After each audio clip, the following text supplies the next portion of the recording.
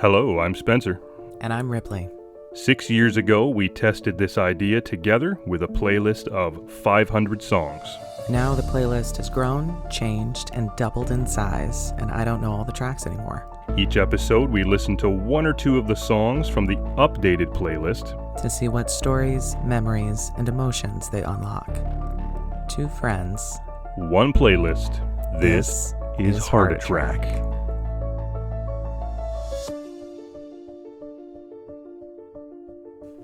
Well, are we ready for an episode where we can openly understand each other?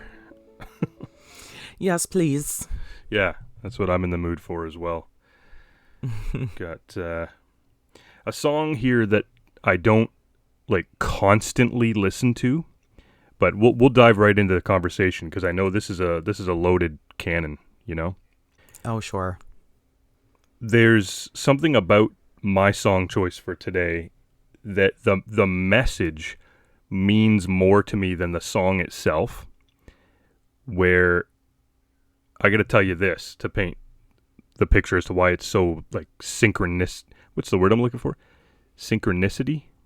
Why it's so synchronized, you know, with my life currently. I had a therapy session a couple weeks ago, and on my way home, I wanted to play this song in the car because it represented exactly how I was feeling and what we had talked about in the session. I remembered that it was coming up on the podcast here on the playlist and the podcast, of course. I was like, yeah, I can't wait to have this conversation.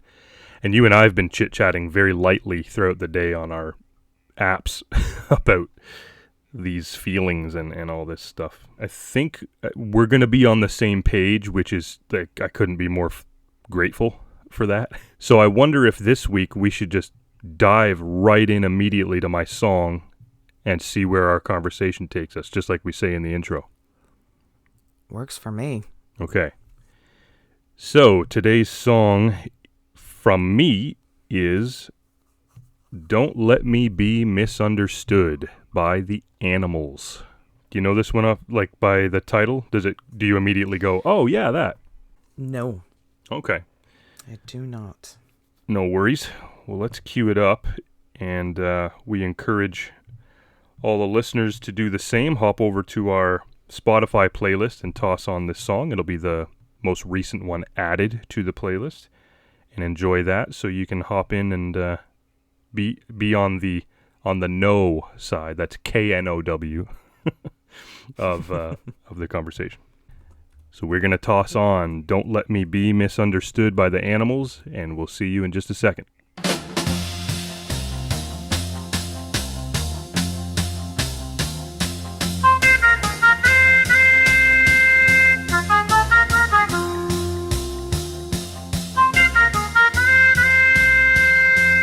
Little parts of me always feel like I wish that song could have been sung in church or something. It feels like a worship song to a degree for me.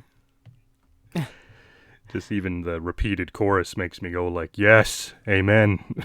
Right. That kind of thing. Had you heard that before then? Not that I recall. It reminds me of I thought I recognized it, but I think it's just sharing some instrumentation with something I'm familiar with. Oh, okay. That's I'll interesting. Have to have a peek later. Yeah. Sure. Well, with that being said, surprise, it is time for Respect the Classics, man. Yeah, this is a song on the Rolling Stone Top Songs of All Time list. And it is from 1965. It spent 10 weeks at number 15 on the Billboard charts. And the article, which is very brief, says, the Animals' reworking of this song radically departed from Nina Simone's orchestrated down-tempo original version recorded the year before. It was never considered pop material, but it somehow got passed on to us and we fell in love with it, recalled Eric Burdon. Burdon would sometimes perform a slow Simone-like rendition at live concerts. That's all they said about it, but again, as I was saying earlier, it's a song that just the message, every lyric is like yes, yes, yes to me and my heart. Hence the name of the show. And the style of it, like I like 60s music, but it's no Beatles song, it's no Rolling Stones or The Who or anything like that, but I'm like, it fits in. It's got the vibe. I like the vibe of it. Yeah, certainly not without its charm at all. Yeah. And I mean, not to fully take the steering wheel, because I already know you can relate to what this song is saying. So is there any aspects of the lyrics that jumped out at you that you also kind of went, yes, that's me as well? Yeah, there were 2 lines in there that specifically spoke to me. One being, sometimes it seems that all I have to do is worry, and then you're bound to see my other side. Yeah, right. The other being, sometimes I find myself long regretting some foolish thing, some simple thing I have done. Yes, exactly. So it sounds like we are right on the exact same page with the relatability count, right? Yeah. I'm curious then if this week we should, depending on what you've prepared, song-wise, should we listen to yours right away as well and then just friggin' sword fight it through, like, conversationally? Mine is sort of an epilogue, I guess, to going through, what you and I are relating about going through. Okay. Right? Where that has left me and what it has done to me. Okay. So let's talk about the experiences first, and then maybe you can conclude with that. Does that sound like a good structure? It sure does. Okay. So for me, with those lyrics that you specifically brought up, about regretting like a foolish thing you've done and feeling like all you have to do is worry, like I imagine that worry is part of your epilogue too, so I'll try to leave that for the later half. But for me, it's situations where, as the chorus clearly states over and over, I'm just a soul whose intentions are good. Oh Lord, please don't let me be misunderstood. It's the oh Lord part that probably makes me feel like it should have been sung in church. Right, but, right, yeah.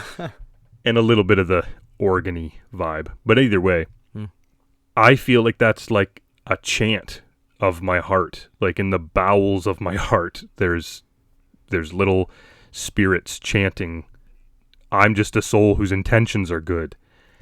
And a really microscopic example, just for you and the listeners to see where I'm coming from, is something like somewhere in the last decade, I guess. I was in a hardware store shopping I think I was with my dad, and there was this little girl walking around, and she, it's a hardware store. You don't want your kid to bump into people or, hardware. Like, right, we could list all the things from the Weird Al song. It's basically danger, like, behind every corner. I see this little girl. She's probably like 7 or 8 years old. And I'm like, oh, she's not paying much attention. And I'm pushing a cart like full of lumber. And I didn't want her to get hurt. So I very nicely and gently just kind of went, oh, excuse me, sweetie, like that. Because, I don't know her name. I'm not going to say anything cruel like, move, kid. Like, you know what I mean? Right. I wanted it to be clear as day. Like, I'm being nice. I'm being kind. But I don't want you to get hurt. So, excuse me. And the other layer I should add is that, like, people like my grandmother would call me that when I was a kid. So the instinct to call a kid something gentle and loving like that just kind of is instilled in me, Mm-hmm. So I say that, and this little girl's father kind of goes, excuse me, you don't need to call my little girl sweetheart, or what I said sweetie, I think is what I said. And I was like, oh, I apologize. I just didn't want her to get hurt because she was kind of wandering, and I didn't want to bump her with my cart.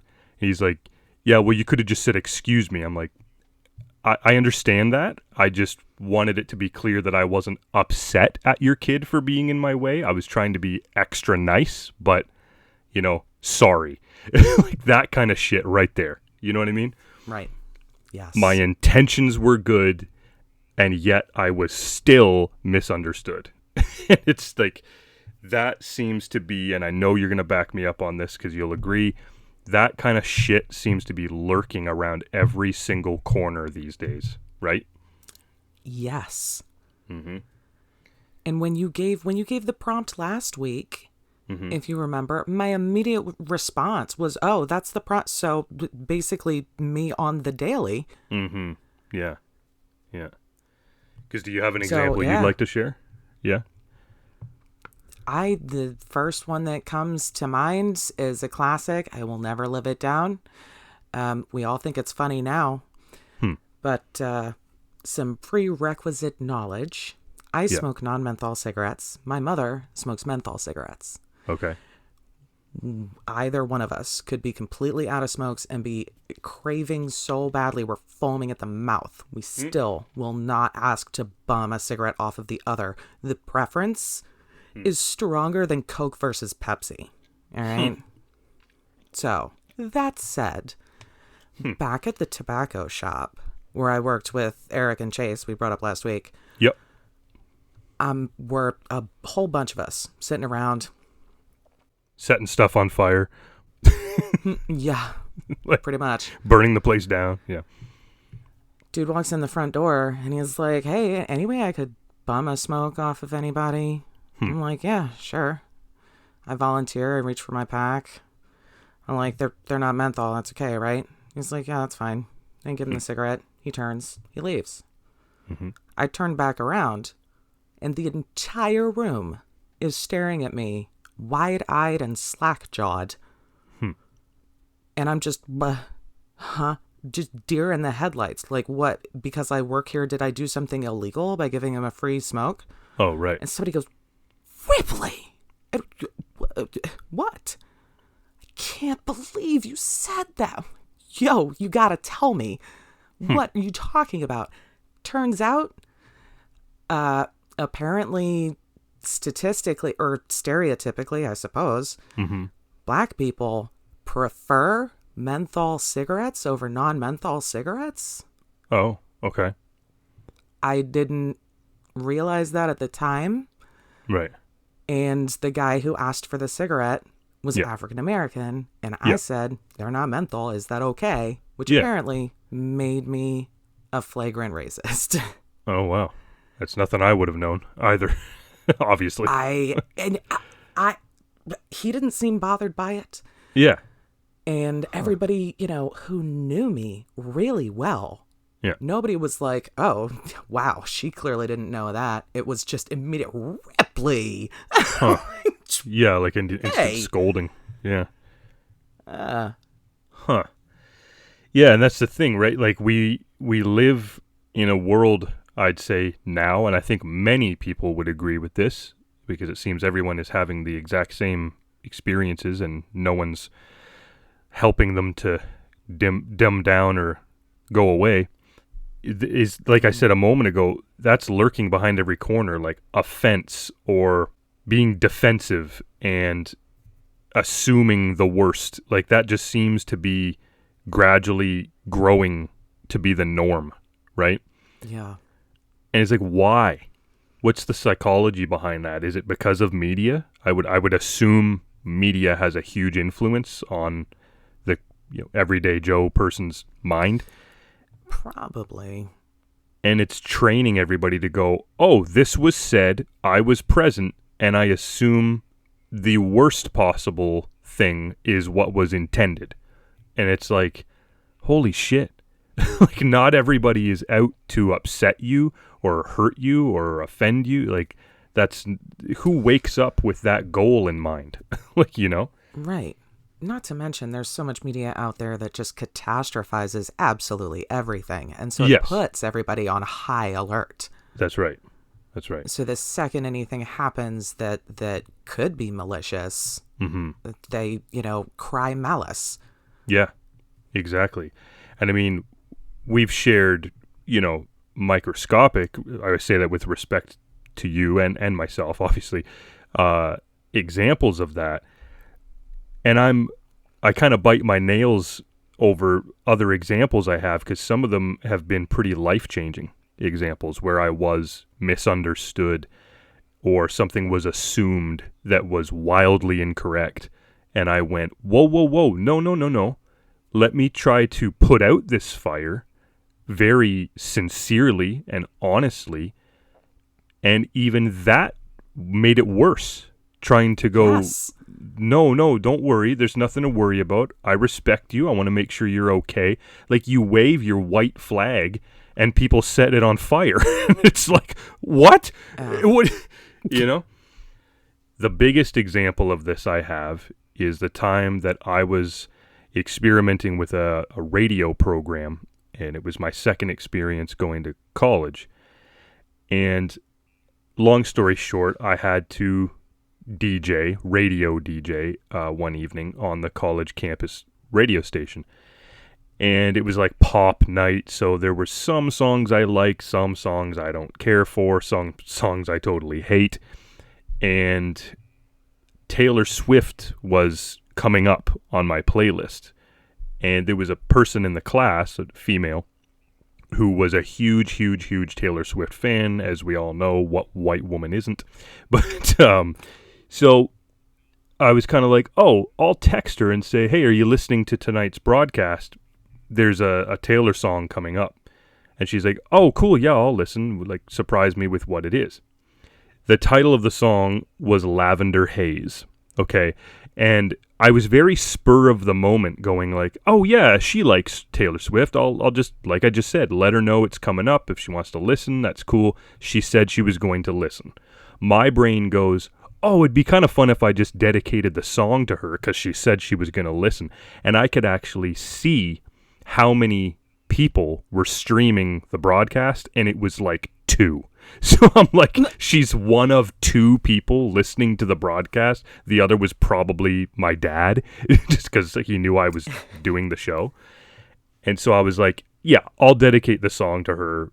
It shouldn't be a big deal. We're allowed to do that. People do that on real radio, you know? And this was a total platonic, friendly intention to go, this is what I'm going to do. At the same time, I had prepared notes for some of the songs because the way the program worked was you had to specifically chime in at certain points in the show and say something. That's what DJing, radio broadcasting is. And so the whatever song beforehand had finished and the Taylor Swift one was next. So I pulled up my notes that I had taken, and all my notes had said was the definition of lavender haze, which apparently means to be in a deep euphoric state of love or admiration for somebody. So I had said that, and then immediately said, and I'd like to dedicate this song to this person, and hit play. And so I didn't even realize that the combination of reading my notes and then dedicating the song to the individual made it sound like I was in a deep euphoric state of love and admiration for this person. And I'm like, I wasn't even in a panic because I didn't think about that. I was just like, there's my notes. Hey, and my pal from class is listening, so here you go. And she sent me a Snapchat of her grooving out to it in her room and all this, and I was like, oh, okay, that was well received. That's cool. Whatever. The next day at school, this person decides to throw an absolute hissy fit about the fact that I had done that. And I guess other people in the class were making some assumptions of like, oh, he said that on the radio, it means this, and he made that so public. And I'm like, oh, no. That was not the intention whatsoever. I apologize if it came across that way. Like, I was immediately grabbing the fire extinguisher, metaphorically, right? Going, oh, no. Like, that's not what I meant. And that didn't matter. As I said, they wanted to set my white flag on fire. I'm like, no, I surrender, sorry. They're like, no, you said this, you did this, it's bad, you shouldn't have done that. And I'm like, okay, I'm not understanding this reaction. It was just very like, what? And long story short, it got taken all the way to some like admin and constables at the school, and it just got way out of hand. And I thought, well, I don't know if I want to partake in this program anymore if this is the kind of bullshit that's going to take place. Hence, I'm just a soul whose intentions are good. Please don't let me be misunderstood. It's like I can't even emphasize how badly I wanted to be understood in that situation, in those circumstances. And I just wasn't by anybody. It was, she's uncomfortable, therefore you are wrong. And I'm like, so my side of it doesn't matter, apparently, Right. And that hurt. Not just wrong, full-on villain. Yeah. That's what trips that trigger of like, wait, back up. Can I speak? And from that point on, you're already screwed. All they can hear is the villainous monologue. Mm-hmm. Yeah. Like fighting back. Yeah. Where I'm not fighting, I'm going, no, let me make this clear for you, because you are already making assumptions, or you already misunderstand. And I don't want that to be the case. I want everything to be okay. Right. Let's sit here and communicate. I clearly misunderstood something. You clearly misunderstood something. Yeah. Let's have a chat and see if we can't clear it up. Yeah. And I was willing to say, I totally realize the mistake that I made of combining those two things, and therefore my mistake was making it sound like this was my intention. And I was wrong for that. I made a mistake. And I had all that paper trail to go, here were my notes, here was this and that. And it was just like, nope, doesn't matter. She's upset, therefore you're in trouble. And I'm like, well, if I'm in trouble, then I'm leaving this program because this is horse shit. Like, that's just... And I had some family and friends going, if you leave the program, it looks like you're guilty. And I'm like, I don't care, just want out of the situation because I have already lost. So it's like, forget this. I don't need this stress, So that's my biggest all-time example of being completely misunderstood and how horribly wrong it went. And that's why this song made the list, is because of that feeling right there of just going, wow. On episode 2, I used the phrase from the Bart Simpson song, Deep, Deep Trouble, you're damned if you do and you're damned if you don't. That also feels very relevant to the story. Oh, yeah. So that was my big tale there. I don't sit here and hold any gigantic grudges. There's things that can trigger the emotion of like, oh yeah, that really pissed me right off. But it's like, whatever. I moved on, and doesn't matter anymore. But the reason I bring it up is for anybody who has gone through that and maybe doesn't know how to move forward, or is maybe currently going through something where they've been misunderstood and it's eating away at them. My biggest advice is just to go, if they're going to misunderstand you, this is something my mom says all the time, let them. Just let them misunderstand you. All you can do is live with your truth and hope that that shines through. And if the person who is, for lack of a better term, against you in this is truly kind of evil, if they are the actual villain, then they'll get their comeuppance. I always want to say comeuppance. Yeah, that's pretty on brand for me, isn't it?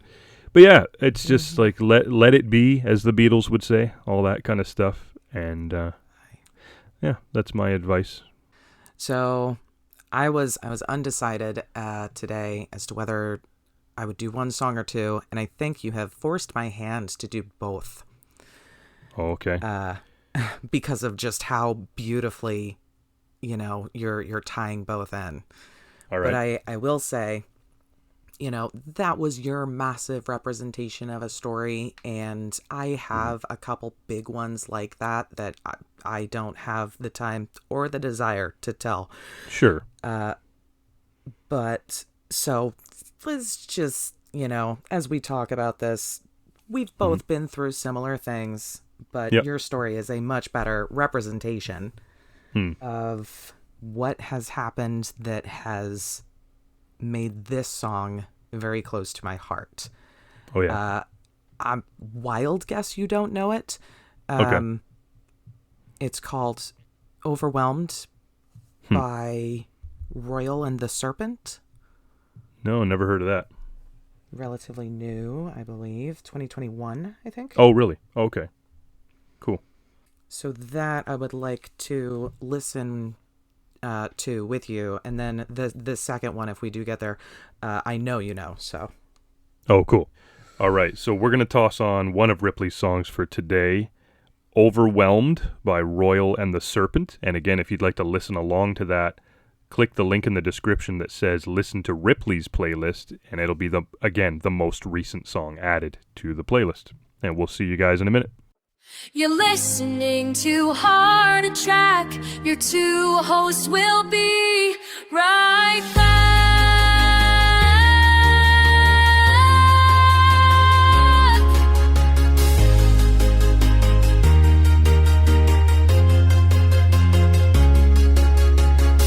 Okay. First of all, what are your first thoughts on that? I appreciate the chorus a lot. That's relatable. The genre is kind of like, I don't know, like 9 Inch Nails meets Lily Allen or something like that, like early. Wow. I didn't care for the way she sang most of the verses, but I get that it was kind of thematic to the emotion being represented. I think maybe it did make me feel a little bit on edge. So maybe that's the intention, right? So. I love the sound of it, but what really hits again are the lyrics. There are some very specific beats in there, because what has happened to me over the years of every time I turn around, there's that spotlight and a room full of people going, Ripley, what have you done? Oh, yeah. Or, I'm getting yelled at for something I don't understand what has happened, and assumptions that are made about me. And it just has instilled me with so much fear and caution. And I was already an anxious person, and it's made it worse. And I don't want to, I just don't want to interact a lot of the time. Yeah. Yep. I totally get that. There's a line in there that says, my anxiety keeps me silent when I try to speak. Oh, yep. Yep. That taps directly into that for me. Right. It also speaks to that experience of having been misunderstood and attempted to explain myself and just dug a deeper hole where you want to free yourself, but damn well you can't. Yeah. They're just gonna keep taking everything that you put into the situation and use it as ammunition to fire right back at you. Yeah. So you just sit there and take. Yeah. It frankly puts you off of meeting new people. It's like, nope. All people are evil. All people are misunderstanding morons. So why would I take the time to meet someone new? That's at least my experience currently. Is I don't want to make new friends. I don't want to join new clubs. I don't want to date new girls because the world is too on edge to be authentically understood. Yeah. That's my statement. If you want to piggyback onto that, feel free. You'll be the only one who is openly understood. I agree. Yeah. It's just, it's changed me, and it sucks. Yeah. And just straight up, that's not fair for any person. Yes, we're talking about ourselves, but I am extremely empathetic, and I take my experiences and go, my God, if there are other people, yourself included, out there that do currently feel this way, my goal here is to kind of stand up and go, that's not good. Like, that's not a good thing. That's not a good way to live or think or feel. It's valid, not trying to be too snowflakey, but it is valid. And I think something needs to change about that. I know our, double-digit view count isn't going to help us change the world, but it's if it can get to be more snow metaphorical, if it can get the snowball rolling, it's like, well, hey, I think it should, because no person deserves to wake up each morning and feel afraid, anxious, overwhelmed, as your song says, and misunderstood. Like these are things that should not be taking place as frequently as they are. At least it seems, right? Yeah. So I'm pretty passionate about it because I'm really sick of feeling that way, and I know you are too. So yeah, I am curious what your other song is, because you said I know it. So while Overwhelmed was a good representation of where I am and where I am frequently driven to by all of this misguided crossfire out in the world. Yeah. I am gradually nearing a healthier approach to it, which is very much what you were saying earlier of just fine. You letting it be. Yeah. Think what you think. Yeah. I gotta go. You have fun with that. End of chapter. I think that slightly more healthy vibe is well represented in Tom Petty's You Don't Know How It Feels. Oh, that's a great song. Yeah. I mean, it really pinpoints the feeling of alienation. It was written, I believe, in reference to both his divorce and the isolation that fame can impose upon a person. Right. But there's also sort of a chill acceptance about it. Yeah, well, that's kind of what the music specifically, if it was an instrumental, it seems like a getaway song, like driving through the countryside, or even though it's not by any means like a tropical song, but I would toss that on like in a hammock on a beach, you know? Oh, sure, yeah. Just like letting your worries be carefree, you know, letting the caution to the wind, all that stuff, and just going, you know what, whatever. Yeah. Yeah. Move on. And the simple phrase, the title lyric, you don't know how it feels. Yeah. What a simple, wonderful way to say something that's super relatable, but also is the maximum amount of communication that's even worth giving in some of those situations. To just be able to say, you don't get it, instead of saying, no, let me explain it. Right. Feels like one of the better ways to let go of a lot of the anxiety that just sits and simmers in you. Yeah, you're making me think of the fact that, and I'll admit this about myself, this is where you and I might differ a little bit. You let me know if I'm right or wrong. For me, I care way too much about what other people think of me. And I think that comes with being a performer, because my desire with performing is to make people laugh or make them feel positive, you know, help them escape from the realities of stress and all that in life. In real life, when I'm just being that soul whose intentions are good, and then that gets misunderstood, I panic, because I'm like, no. I want to be perceived as a good person. You don't have to like me, but you also don't have to imply that my intentions are bad. Or like, you know, it's like, okay, we can be different from each other and have an understanding and an acceptance of that. But good God Almighty, don't treat me like you said earlier, like I'm a villain. Like, don't do that to me. You know? Right. Yeah, that's another big piece of it. And it's something I still got to work on, is how much I care what other people think. And it's like, I have a hard time letting that go. So I don't know if you feel that, but I do. I care very much what other people think of me, and it's terrible. I wish I could let it go.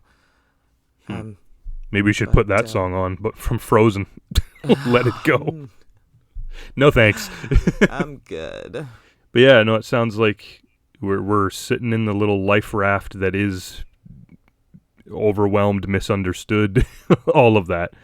And if you're in that boat too and you're listening, it's like, hey, join our conversation, hop in the raft with us. We're here to to understand, Yeah. So there's always our email address, HeartATrackPodcast@gmail.com, and there's always the comment section. If you feel inclined, join the convo. You can remain anonymous or tell us your name, whatever your preference is. And just like last week with our friend Emmeline, she opened up and that was great. So if you feel inclined to do that, that is welcome. And if this world is so rude that you'd rather just not say anything at all but still want to pitch in, yell at your screen. Yeah. Yeah, yell at our silhouettes. Yeah. No, but that's my biggest encouragement too, is if you're not the type to speak up about it, that's okay.